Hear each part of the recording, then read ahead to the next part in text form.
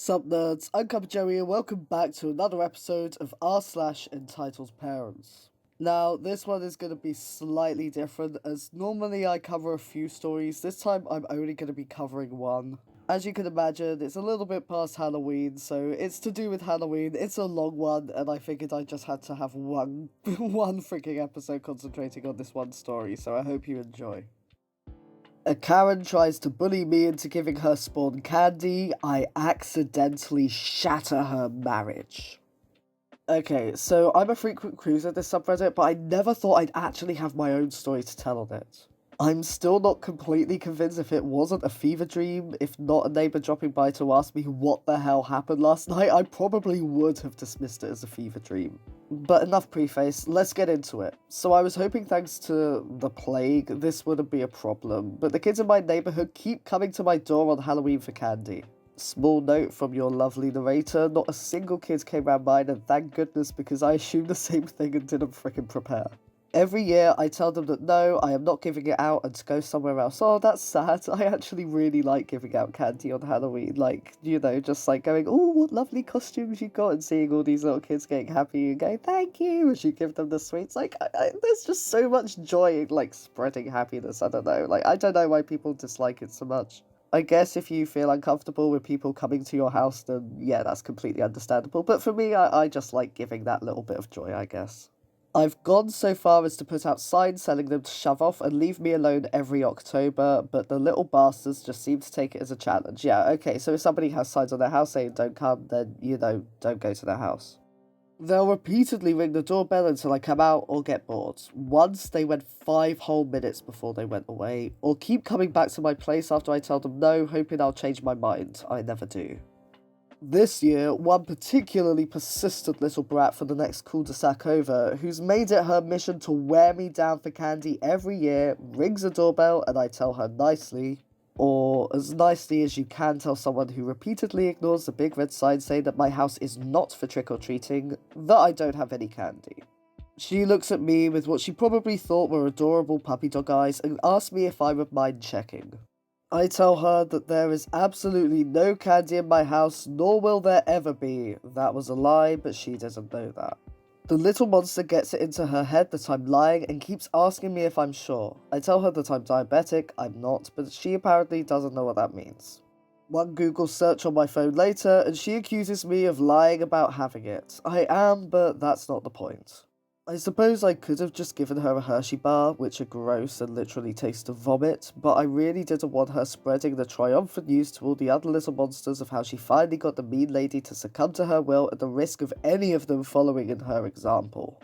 So I just tell her that I don't give candy to anyone who's going to be so rude as to deny my very serious medical condition and close the door. About an hour later, I'm hate watching the Francis Ford Coppola Dracula movie. It's a train wreck, but I can't help watching it when I get another ring on the doorbell. I come down to find the little abomination peeking out from behind the legs of a very angry-looking entitled mother. The following exchange goes down. Me. How can I help you, ma'am? Entitled mother. My daughter says you repeatedly refuse to give her candy. Me. I'm sorry, I don't have any. Entitled mother, this callous attitude towards the festivities is unacceptable. It's Halloween, you should have prepared for it. Me, I didn't think any kids would be trick-or-treating this year thanks to a certain virus. Entitled mother, hell, after everything they've been through, we as a community owe it to them to make up for all the fun they've missed out on this year. Me, look, I get where you're coming from, but it's 10 PM. I'm not gonna get up and go pick up a bag of Tootsie Rolls at this ungodly hour just so that your kids can have the full Halloween experience.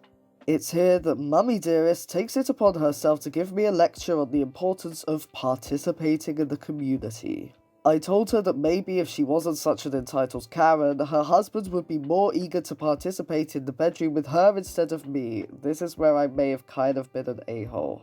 What I said was nothing more than a heat of the moment remark, but the woman went absolutely ballistic upon hearing it. She freaked out and started screaming about whether or not her husband was sleeping with me. Apparently the guy actually did go on some kind of a business trip recently, and my little quip set off all the red flags in her head. She starts demanding to know if her husband was in my house, trying to crane her neck around me to see inside and shrieking at him to come out.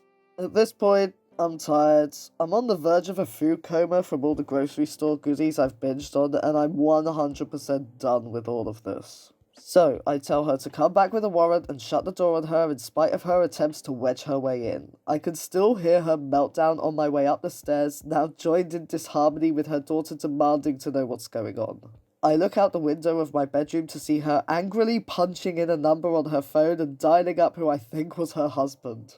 The poor man got an earful. I didn't catch everything she said, but at one point she mentioned something about how he has no business cheating when she could have taken advantage of his absence with her brother-in-law after he came onto her at their anniversary party, but she spared his feelings by not doing anything about it. She's being so loud that she draws the attention of other trick-or-treating families in the neighborhood. Anybody unfortunate enough to ask what's going on gets treated to a first-hand spun bite of her marital problems. One neighbor goes so far as to come out of his house and ask her to take this someplace where she isn't disrupting the ambiance. This prompts her to turn her wrath on him and shrieks at him to mind his own beeswax. The poor man barely gets away with his life. It was like watching an episode of Maury unfolding, if Maury Povich was an elderly Asian man. At this point, I was seriously scared she was going to try and break into my house looking for proof hubby was there. I considered just coming out and admitting to her that I was yanking her chain, but the ball was already in motion and I doubted whether my confession would save her marriage at this point. Fortunately, after she ended the call, she stormed off with her now hysterical crotch goblin in tears. I felt a little bad for turning what should have been a fun night for the kids into such a traumatic experience, but maybe now she'll know not to knock on my door next year. Too long didn't read, kid tries to get her mum to bully me into giving her candy, gets a first-hand seat for witnessing the collapse of her parents' marriage instead. As I'm sure many of you will agree, Opie was, kind of an anti-hero in this whole story, so she had a fair few comments that she responded to via an edit. To all the people telling me I'm a bitter, hateful hag, if not wanting to waste money contributing to strangers' kids' junk food addiction makes me one, then I guess I am, I can live with it. To the people telling me the story is fake because this could never possibly happen at 10 PM, you deeply underestimate how late kids are willing to stay up if it means more candy, as well as how badly some parents relish on the chance to be free of their little agents. Agents. Oh my god. Normally I would re-record, but I'm just gonna keep that in. Free of their little angels for one more hour. I'm just like picturing like freaking Men in Black little kids running around now, for God's sake. As for why they're so obsessed with wheedling candy out of me, I think it's become something of a challenge in my neighborhood to finally get the mean neighborhood lady to crack. Because I'm the only one in the neighborhood who refuses to partake every year. Other people eventually cave in and leave out bowls, but bowls run out and that means the little hell spawns go back to knocking. Little hell spawns go back to knocking, honestly. This is all becoming a massive tongue twister for me, and I'm not re-recording, you're just gonna have to run with it. The little hell spawns go back to knocking, hoping you've got some extra Milky Way bars in your pantry to spare. This is why I don't do that either. To the people asking me why I didn't turn off my porch lights, my neighborhood watch has this thing where you have to leave your lights on during Halloween so that the kids can feel safer and are less likely to get lost. If you don't do it, everyone gets really hostile and passive aggressive with you for the rest of the year, and it's really not worth it, hence why I put up the sign instead. To all the people telling me I'm in the wrong for thinking Bram Stoker's Dracula is a hot mess, it is. It does not deserve its status as an Academy Award-winning feature. The acting is either lackluster or way too hammy, the special effects have aged terribly, and at one point Mina gets forcibly grabbed and pinned down by her one true love until she begs him to stop. So romantic. Truly a love for the ages. It's fun to laugh at as a terrible movie, but it's hardly a pinnacle of cinema. I won't apologise for my stance, accept it. That is the one thing that I can agree with. You know, have whatever freaking opinion you want about films and cinema. Honestly, Dracula, I like the hammy aspect, but, you know, the rest I can agree is an issue. It won't surprise you that considering I just called OP an anti-hero in all this, I have a few things to say about this whole situation. First of all, if there is a reason that you just do not feel comfortable with Halloween, you know, for example, if you're anxious with people coming round your house, or if it's just, you know, way too invasive, way too much social energy and all of that, you know, especially with people who are neurodivergent, then I can completely understand why you wouldn't want to have trick-or-treaters coming around, or why you would have a sign-up. If you have a sign-up, if anybody has a sign-up saying no trick-or-treaters, then you should just freaking respect that. But as I said before, I like giving out sweets on Halloween. It doesn't cost that much. You can go to, like, frickin' Poundland and get a big bag of sweets and then just, hand them out willy-nilly, and it makes a load of kids really happy. It doesn't cost that much, and you just spread a little bit of joy on Halloween. I really enjoy doing that. Especially when, like, if you compliment them on their costumes, they get so happy as well. It's just so freaking cute. Although, having said that, I only tend to get, 4 groups of trick-or-treaters at the absolute most a year. Usually I only really get 1 or 2, so I probably enjoy it because I'm not freaking overwhelmed. I think if I had, 30-odd sets of kids coming round, I'd probably be a bit overwhelmed, so I can understand where the frustration may come in with that. Also, from the sounds of it, with, the neighborhood watch, the porch lights, the cul-de-sac, it seems that, OP definitely lives in a rich area. So they could definitely afford, like, just a couple of, it'll be dollars, I assume, to, like, give these kids some sweets. And, I just don't understand why she seems so determined to be so freaking miserable about it. Because from what I can see, there's no reason that she feels uncomfortable. I mean, don't get me wrong, they should freaking respect that, right? Everyone sucks here, I'm not saying, but I need to just make this really super clear because I don't want people going, oh, people shouldn't be harassed just because they don't want to give candy on Halloween, CuppaJoey, you're cancelled. I don't want any of that. Obviously, I think that everyone freaking sucks, and of course, I really don't think that anybody should have this kind of harassment because they're not willing to give candy on Halloween, If people don't want to participate, it's absolutely their right to do so. If it's just because they're being miserable, again, it's absolutely their right to do so. I'm still going to be a bit judgmental and think, hey, you're being miserable, but, it is their right, and I do understand that, and obviously if somebody says no, then they don't deserve to be harassed. However, it really does seem like OP here just, like, really hates kids. Like, just the way that she talks about them, like, oh, crotch goblins, oh, this kid thought she was adorable, and all of that stuff, like, there's just so much bitterness towards children. And I really don't understand why you would need to be so rude to children. Right, also, with the kids' behaviour was absolutely freaking unacceptable. First of all, you don't try and say, oh, can you check anything back, and then accuse people of lying, or then lying about a medical condition. Even if they are, like, you don't accuse them of lying. Of course, unless they're, fundraising, but that's a whole separate barrel of fish, whatever. Kettle, anyway. Enough, enough with phrases of how easy or different things may be. I definitely think that, I'm just rich shaming here, but I'm sure that these kids are such, buttholes purely because they're rich.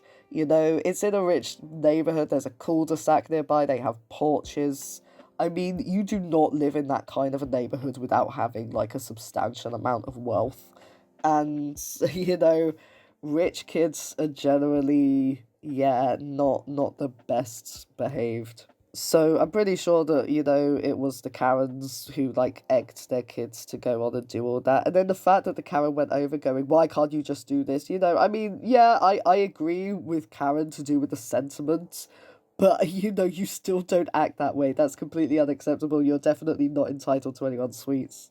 And then the comment, oh my god, the comment about why is your husband like that definitely like sealed the nail in the coffin of yeah, OP definitely isn't one of the best people in this in this world. Because that, I mean, why would you say that? That's just got absolutely nothing to do with why you're annoyed at the Karen. I'm sure that you have got lots of reasons to, like, snap at her or insult her without bringing on, well, guess what, I'm sleeping with your husband, because that was just so unnecessary. Especially in front of the child. Like, the child really didn't deserve to have to listen to any of that, but you threw it all out there in front of the kids, so that I thought was just completely unacceptable. But it was still satisfying. There was still the Schadenfreude, right? We're still enjoying it. Everyone's still on board. Okay, cool. I hope so. I hope it's not just me. You might have seen on my page that I now have a Patreon. So for just £2, you will get exclusive access to my blooper reel with unseen bits that I haven't yet posted on this channel. And at the highest tier, you will get your naming credits at the end of my videos. Bearing in mind that I post a video 5 times a week, that's a lot of videos you're going to get your naming credits on. If not, a little like and a subscribe on my channel help a lot. Well, that's it for this episode of Entitled Parents. I know that this format was slightly different because I was only covering one story, so I'd like to know what you thought of that story. I'm also gonna throw this out to the open and just treat it a bit like an Am I the Butthole type story. Like, what do you think of Opie in this situation? Do you think that they were right to do this? Do you think that it was a little bit dodgy? Do you think that I was being too harsh on them by saying that, it's a bit of a killjoy to not want to give out candy, although I do understand not wanting to do it in the middle of a freaking epidemic. Like, they shouldn't have been trick-or-treating this year at all. Let's just put that first and foremost. So yeah, I would really like to know what you all think in the comments. And as I say at the end of every episode, if you enjoyed hearing from this subreddit or would like to hear from any other subreddit, then do let me know in the comments. And until then, I'll see you all next time.